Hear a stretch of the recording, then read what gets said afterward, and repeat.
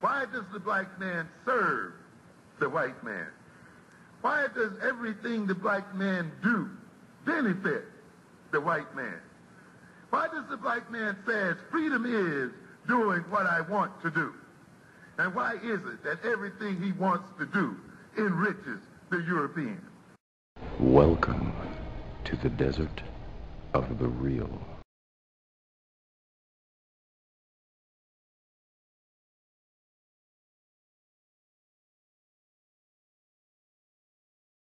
What do you feel about this topic, mission creep, in the conscious community, trying to sabotage the principles of the BAIO?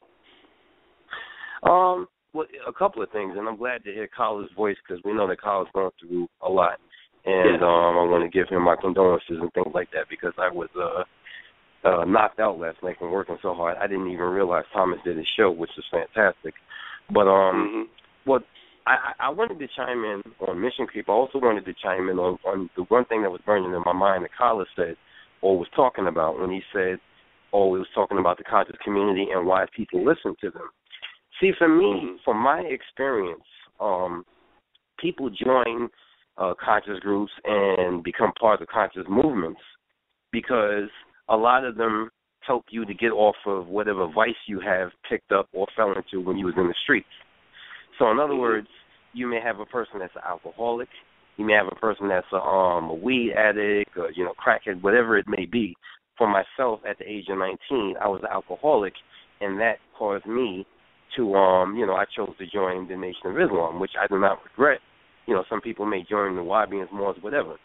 The problem is that, and this is what Kala was addressing, that a lot of people don't see any further than, okay, I joined the conscious group and they got me off this and that, but what exactly am I leading to, or what's the end game? And I guess one of the ways that we can show people, and I'm not trying to tell people to leave the Moors or leave the nation, anything like that, but one of the things that we can do to show people that nationhood is the final frontier is to show them 50, 60, and 7-year-old dudes and women who are part of these groups, who are bitter, who are broke and disenfranchised, and they gave their lives to these movements and they didn't get nothing from it. And, I won't say nothing from it, but they were not ultimately fulfilled. See, the thing is that all of these groups that we can muster are limited in America not because the group itself is limited or the leaders are insincere. Some leaders are insincere, but some aren't. It's because America is not going to let you do what you want to do. And, we all found that out the hard way. So we said that what we wanted to do was we wanted to create a independent nation-state off the shores outside of the borders of this country so that we can give ourselves, and, it's not all negative. It's not we're doing this because the white man's shooting us, he's doing this, that, and the next thing. But there's also other reasons, which is that if you want to supplement your income and deal with people of your color and not have that straddled by some stupid politics that have to do with your color or where you live at, then you can do that someplace else. You can do that in a place that's dedicated to that. And that's the thing I think people don't really understand. Like you got this fool, and, because of the rules, I can't mention his name, that comes after us. So how do you come after what we're saying when all we're saying is we want to give black people a fighting chance to leapfrog the hurdles that's here in a place unhindered by those hurdles? I don't understand that. If somebody said to you, okay, you're doing business doing what you're doing, but guess what? You could make it to 6 figures faster if you do it in your own land. Who the hell would argue against that? Yeah.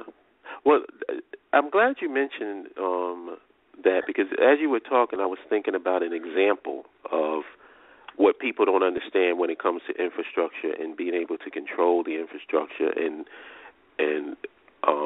control policy in the land. I'll give you a small example, and it's based on what Thomas was talking about with Uber. Right. Uber in New York, right? Uber had become so popular that it was really seriously challenging the New York, the taxi commission. Right.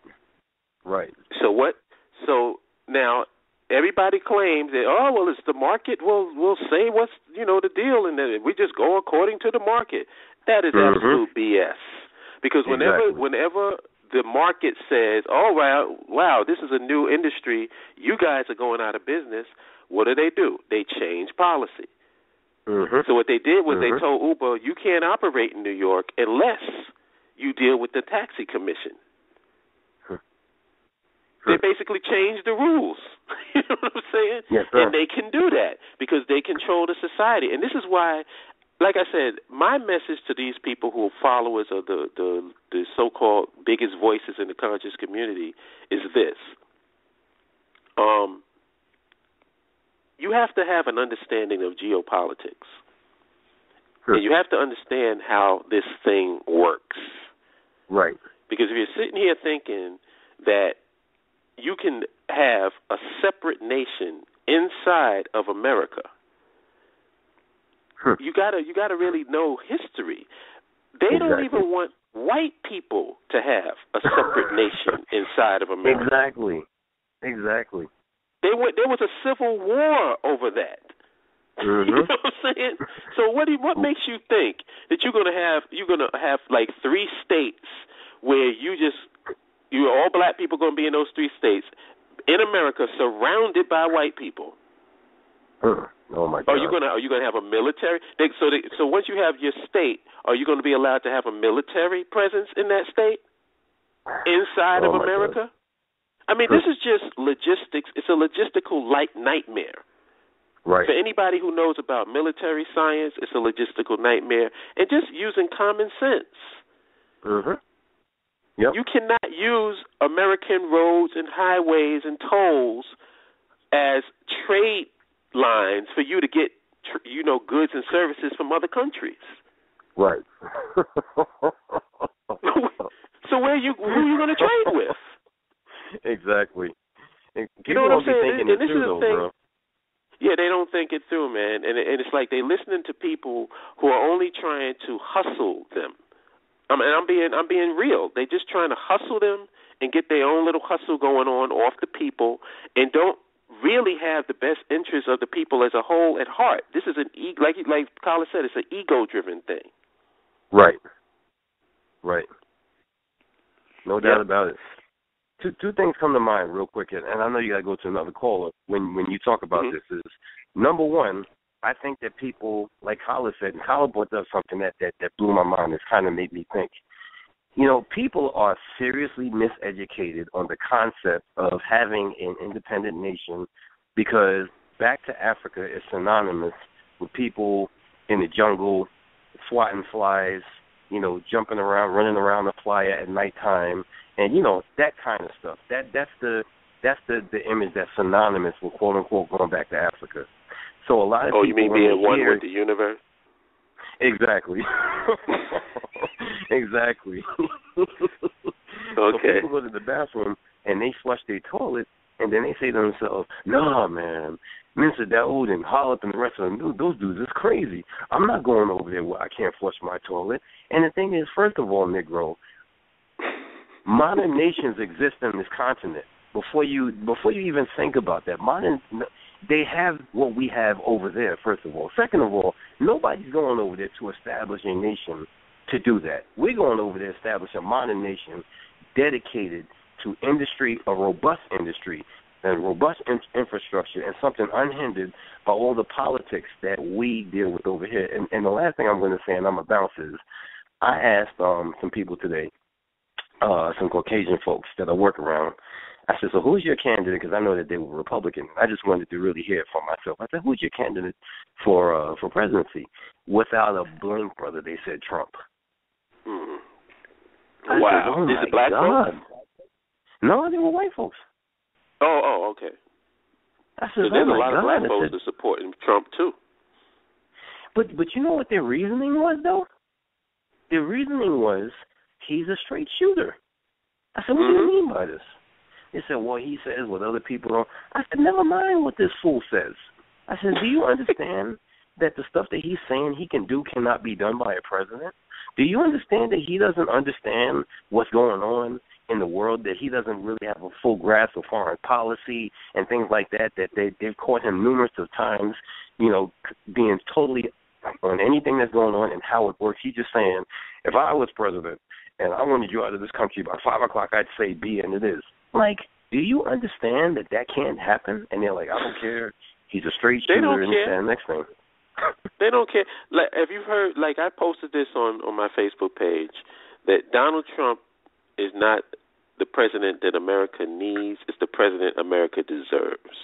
I saw that. Yes, sir. I saw it. And it's yes, sir. His popularity is an indictment of the entire political process. Yep. It's not. Yep. That's why, like, I totally understand why he's popular, because when you see him, he's pure entertainment.